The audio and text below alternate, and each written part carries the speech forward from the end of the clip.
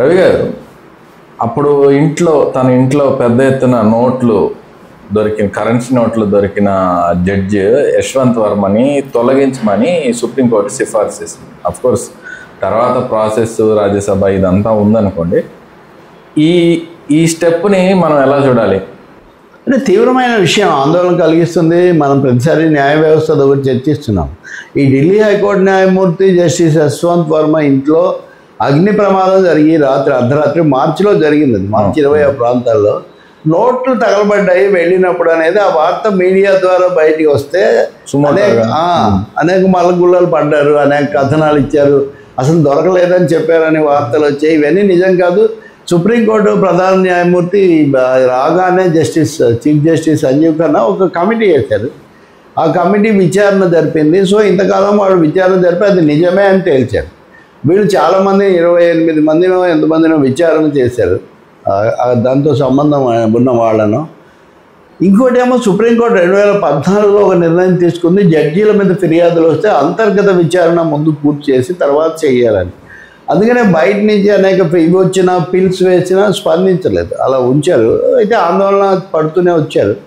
So ఇప్పుడు అంతిమంగా ఆ నోట్లు దొరికిన వాడు నిజమే, అది సరైనది కాదు, ఆయన సెన్ష్యూర్ అభిశంసించాలి. అభిశంసించడం అంటే తొలగించడమే. చాలా సందర్భాల్లో ఇదివరకు కలకత్తా హైకోర్టు న్యాయమూర్తి ఒక ఆయన, అంతకుముందు రామస్వామి అనే ఇంకొక న్యాయమూర్తి, వి రామస్వామి అనుకుంటా, ఆయన జస్టిస్, ఇద్దరు ఉన్నారు. ఆయన కూడా అభిశంసించారు. వీళ్ళు కొంతమంది రాజీనామాలు చేశారు. ఈయనను రాజీనామా చేయమని ఈయనకు సూచన చేశారు.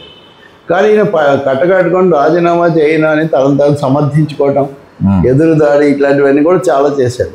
అందుకని ఇప్పుడు ప్రధాన న్యాయమూర్తి ఈయన కూడా దిగిపోతారు ఎల్లుండే. ఇప్పుడు కొత్త న్యాయమూర్తిగా, ప్రధాన న్యాయమూర్తిగా జస్టిస్ గవాయ్ వస్తారు. సో ఈయన రాష్ట్రపతికి లేఖ రాశారు. ఇప్పుడు 150 మంది ఎంపీలు ఒక సంతకం చేసి పార్లమెంట్లో అభిశంసించారు రాజ్యసభలో. తర్వాత ఒక ఫార్మల్గా ఒక కమిటీ వేస్తారు. 150 మంది అభిశంసించాక కమిటీ, రాజ్యసభ కమిటీ వేస్తుంది. కమిటీ కూడా నిర్ధారించారు లాంఛనంగా. అంటే ఒక జడ్జిని అంతే, జడ్జీలు న్యాయ వ్యవస్థ స్వతంత్రతను కాపాడాలి, లేదా ప్రతి ఒక్కరు కూడా బెదిరిస్తూ ఉంటారు అన్నది ఒకటి ఉంది కదా. ఉదాహరణకు ఆసక్తికరమైంది, ఇప్పుడే మాజీ ప్రధాన న్యాయమూర్తి మాజీ సిజేఐ రమణ ఆత్మకథనం ఆయన ప్రసంగాలను మనం విడుదల చేశారు. ఆయన దాంట్లో మాట్లాడుతూ జడ్జీలతో ప్రతి వాళ్ళు కూడా ఇది చేస్తూ ఉంటారు, కాబట్టి ఉన్న అత్యున్నత న్యాయ వ్యవస్థ న్యాయమూర్తులను కాస్త కాపాడాల్సి ఉంటుంది అని ఒక మాట కూడా అన్నారు. అందులో కాబోయే ప్రధాన న్యాయమూర్తి జస్టిస్ గవాయ్ ఆ పుస్తక ఆవిష్కరణలో పాల్గొన్నారు. ఆయన కూడా ఇవన్నీ మాట్లాడారు. కాబట్టి ఇక్కడ ఇది ఒక కత్తి మీద సామాడు. న్యాయమూర్తుల న్యాయ వ్యవస్థ యొక్క స్వతంత్రతను కాపాడాలి, అదే సమయంలో అందులో దొర్లే అపసవ్య ధోరణులు, లేకపోతే రాజకీయ పక్షపాతాలు, ఇట్లాంటి వాటినేమో అరికట్టాలి. అది చాలా కీలకమైనది. దీనికి న్యాయ వ్యవస్థ, రెండోది శాసన వ్యవస్థ కూడా చాలా బాధ్యతగా వ్యవహరించాల్సి ఉంటుంది.